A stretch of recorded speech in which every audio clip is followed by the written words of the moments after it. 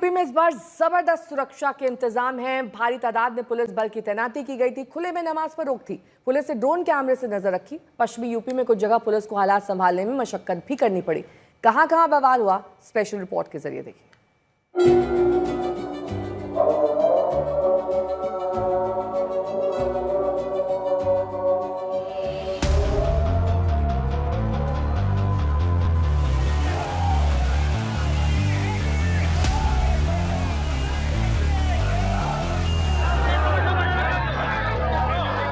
मुसलमानों के सबसे बड़े त्योहार ईद पर इस बार देश के अमन चैन के लिए दुआओं में एक साथ लाखों लाख हाथ उठे, तो दूसरी तरफ कुछ छिटपुट विवादों का साया भी इस पर्व पर पड़ने से नहीं रह पाया।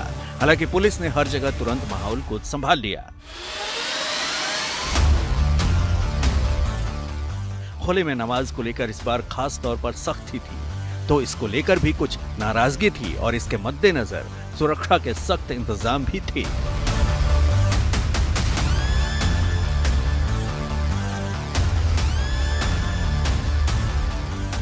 मेरठ में ये शख्स नमाज के दौरान बाहर निकली भीड़ के बीच इस तरह का पोस्टर लेकर खड़ा हो गया। उसने खुले में नमाज पर बैन का अपने अंदाज में नाराजगी जताई और एक सवाल उठाया। इसके बाद पुलिस तुरंत हरकत में आई और लोगों को आगे बढ़ा दिया।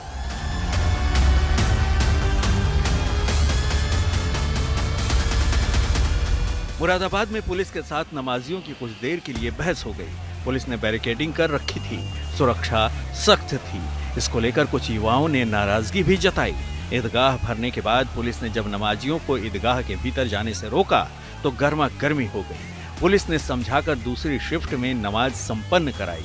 पुलिस की दलील थी कि सुरक्षा के लिहाज से रोका गया।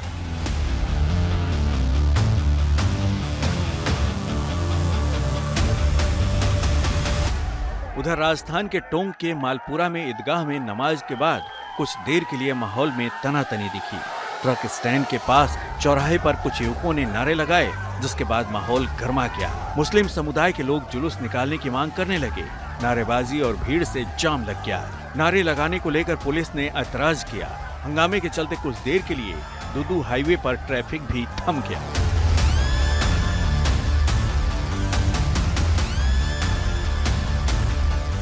मुंबई के कुरार पुलिस स्टेशन इलाके में भी दो समुदायों के बीच हल्की झड़प हो गई।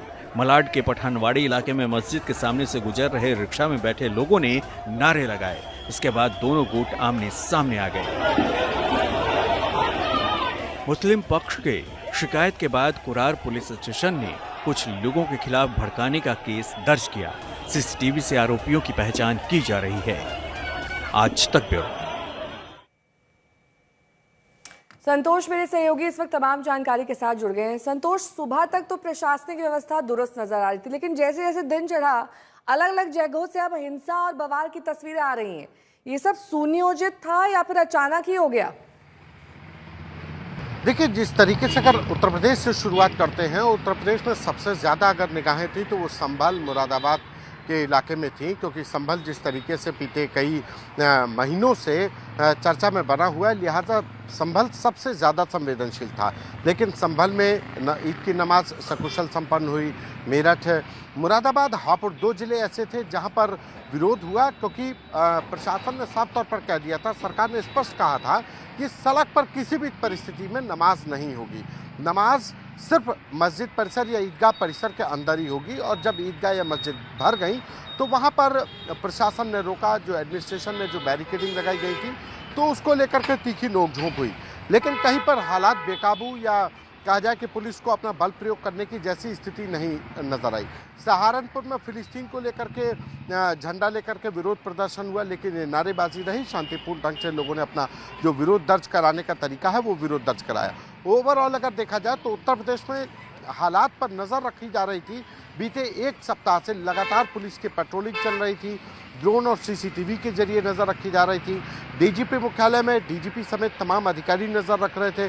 कल रात से ही अफसरों को कह दिया गया था कि फुट पेट्रोलिंग की जाए।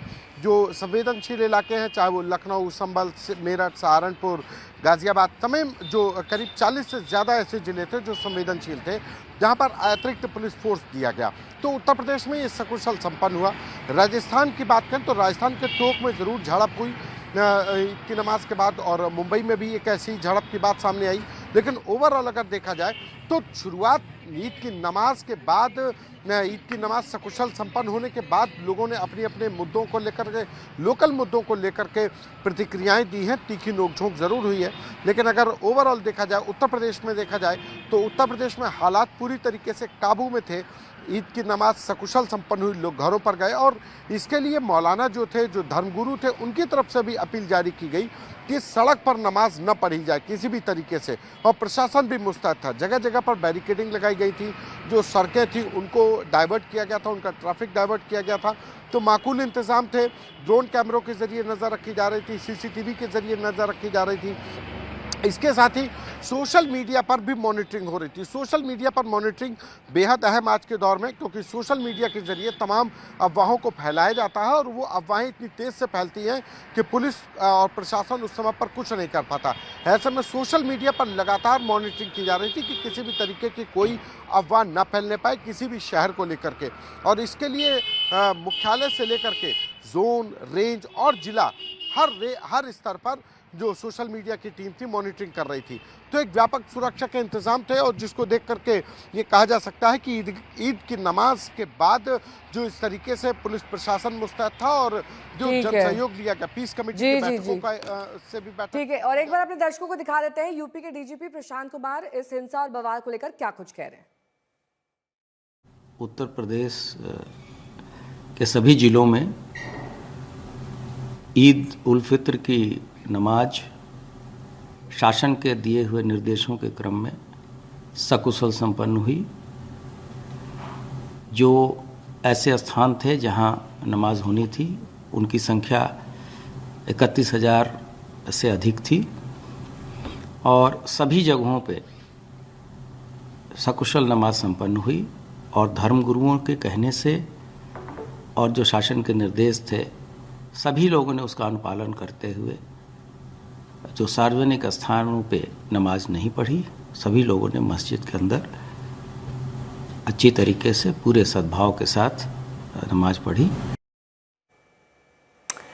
हिमांशु मिश्रा मेरे सहयोगी इस वक्त तमाम जानकारी के साथ जुड़ गए हैं। हिमांशु, मेरठ में जो ये हुआ है, एक ही समुदाय के दो गुट आपस में भिड़ गए। अब डीजीपी साहब तो ये कह रहे हैं कि सब कुछ ठीक ठाक रहा, तो क्या इसे छोटी घटना माने, या फिर क्या कहानी है इसके पीछे, क्यों ये बवाल हुआ? देखिए, ये आपसी झगड़ा सा है नेहा। इसमें क्या हुआ, जहां पर मैं मेरठ शहर में मौजूद हूं, यहां से तकरीबन 15 से 20 किलोमीटर की दूरी पर वो गांव है, जहां पर कल यानी कि रविवार शाम को दोनों पक्षों के बीच किसी बात पर कहासुनी हो गई थी, और एक दूसरे को काफी अपशब्दों का भी प्रयोग हुआ था। और बताया जा रहा है कि आज सुबह जब ईदगाह मैदान वो लोग पहुंचते हैं, और अचानक से दोनों पक्ष एक दूसरे के आमने सामने आ जाते हैं, तो वो एक दूसरे के ऊपर उन्होंने लाठी डंडे जो भी उनके पास थे उसको लेकर के एक दूसरे के ऊपर उन्होंने हमला किया, जिसमें 3 लोगों को पुलिस ने फौरन मौके से ही डिटेन किया था। आपस में जो वीडियो वायरल हुए, इसमें देखा जा रहा है कि ईंट वीट जो कुछ मिल रहा है वो एक दूसरे पे मार रहे हैं। तो पुलिस तो उस पूरे मामले में कार्रवाई की है, लीगल कार्रवाई की है। वहीं अगर मैं तस्वीरें आपको मेरठ की दिखाऊं, तो मैं मेरठ के मेन शहर में मौजूद हूं।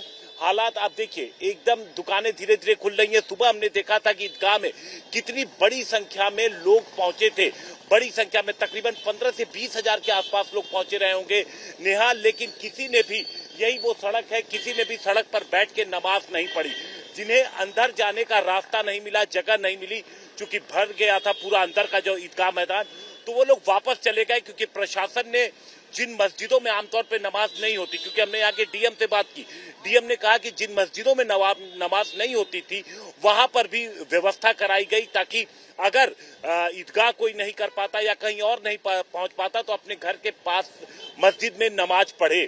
सब कुछ सामान्य रहा, सब कुछ अच्छे तरीके से बीता। और हमने जिन लोगों से बात की, उनका ये कहना था कि प्रशासन का सहयोग था, इसलिए हमारा भी सहयोग प्रशासन के साथ था। गर्मियों की छुट्टी होने वाली थी, मेरे पापा आने वाले थे, तो हम लोग सभी खुश थे। तो मैं बेड पे चढ़ के डांस कर रहा था, लेकिन वो पहले ही आ गए।